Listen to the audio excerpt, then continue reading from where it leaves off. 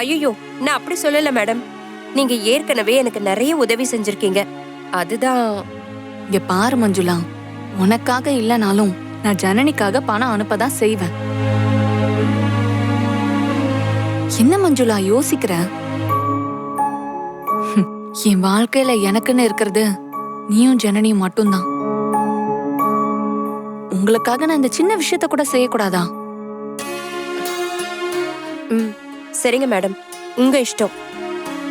நீங்க வர வரைக்கும் நானும் ஜனனியும் எங்க ஊருக்கே போயிட்டு வந்துடுறோம். சரிங்க மேடம். அப்ப அதுக்கு முன்னாடி நான் ருத்ரா மேடமை பார்த்துட்டு ஒரு வார்த்தை சொல்லிட்டு வந்துடட்டுமா? சரி, நானும் கூட வரேன் மஞ்சுளா. அந்த சம்பவத்துக்கு அப்புறம் நானும் உங்களை பார்க்கவே இல்லை. எனக்கும் உங்களை பார்க்கணும் போல இருக்கு. கொஞ்சம் இரு, நான் போய் ரெடி ஆயிட்டு வந்துடுறேன்.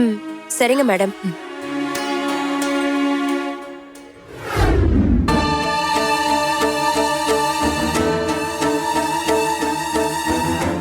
நேத்து நான் கேட்டப்போ என்னமோ நான் வேலைக்கு தான் போறேன்னு அடிச்சு சத்தியம் பண்ணாத குறையா சொல்லிட்டு போனீங்களே,